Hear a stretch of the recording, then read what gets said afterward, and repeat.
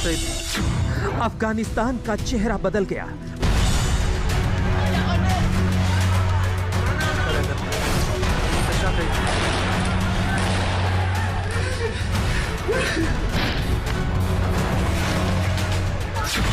अफगानिस्तान की तस्वीर बदल गई।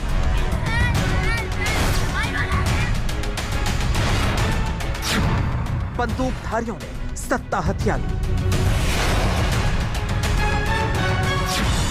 आतंकवादियों ने सरकार बना ली।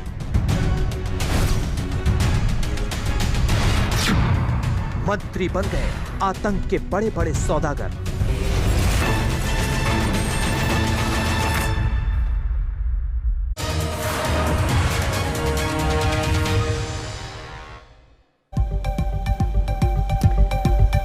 नमस्कार, आप देख रहे हैं हल्ला बोल। आपके साथ मैं हूं अंजना ओम कश्यप। आप बीते जमाने के विलन अजीत के डायलॉग्स को याद कीजिए। रॉबर्ट, इसको लिक्विड ऑक्सीजन में डाल दो। लिक्विड इसे जीने नहीं देगा, ऑक्सीजन इसे मरने नहीं देगा। यह अफगानिस्तान के मौजूदा हालात पर एकदम फिट बैठेगा। तालिबान ने दहशत और आतंक का राज कायम कर रखा है। लोग डर कर भाग रहे हैं तो धमकी दे रहा है कि भागने नहीं देंगे। यह हाल है आज तालिबान का। तो सवाल यह कि क्या दुनिया को तालिबान कबूल है? आज ये बड़ा सवाल हम पूछेंगे कि आखिर यूएन और दुनिया भर में अपने आप को ताकतवर मुल्क कहने वाले लोग अफगानिस्तान में तालिबान के कब्जे पर मुंह क्यों नहीं खोल रहे हैं। पहले ये रिपोर्ट।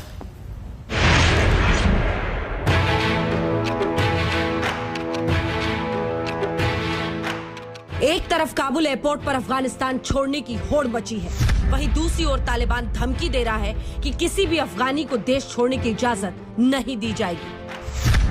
अफगानिस्तान में खौफ और दहशत के बीच बार बार तालिबान की धमकी उसके आतंक की पूरी दास्तां है। ऐसे में सवाल ये कि क्या नया अफगानिस्तान दुनिया को मंजूर है?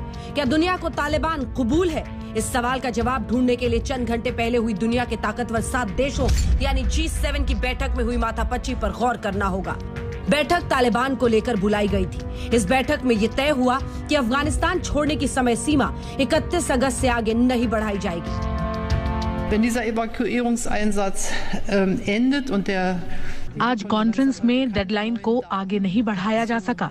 हम तैयारी कर रहे हैं और ये सुनिश्चित करने के लिए रास्ता निकाल रहे हैं कि क्या डेडलाइन के बाद भी स्थानीय कर्मचारियों और लोगों को निकालना संभव है। मैं जोर देकर कहना चाहती हूँ कि नेतृत्व अमेरिका के पास है। बिना अमेरिका के हम और बाकी देश बचाव अभियान को जारी नहीं रख सकते।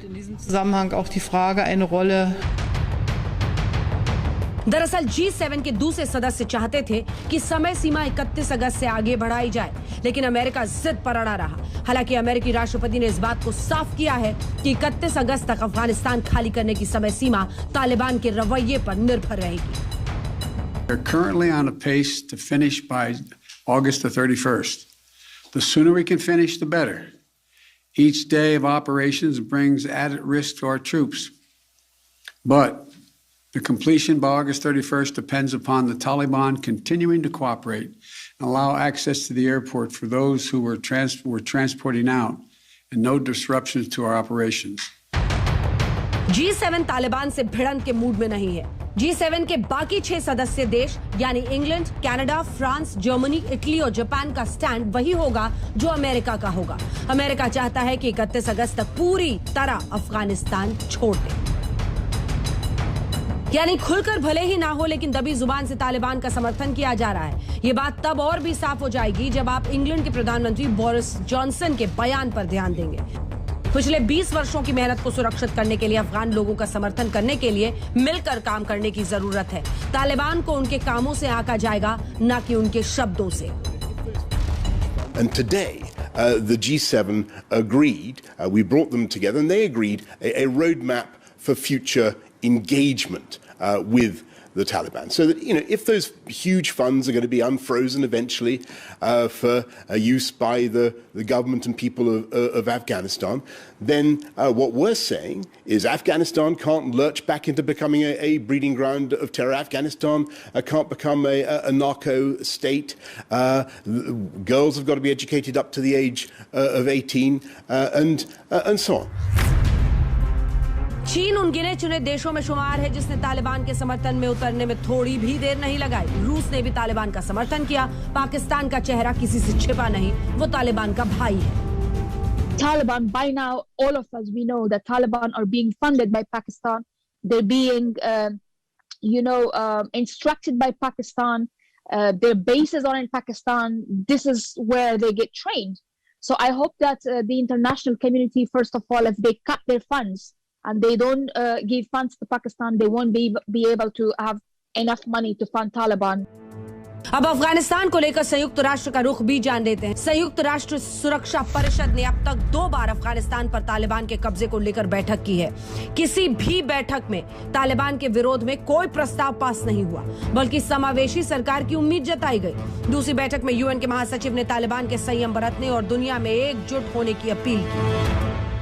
It's very important for the international community to be united, for all members of the Security Council, but in general for the international community to be united, to use the only leverage that exists, which is the interest of the Taliban for legitimacy, for recognition. And for that to be possible, I think it's important that the international community is speaking one single voice. Taliban के खौफ से अफगानिस्तान के लोगों की आंखों में आंसू है, लेकिन आंसुओं पर कूटनीति भारी पड़ रही है। आज तक ब्यूरो।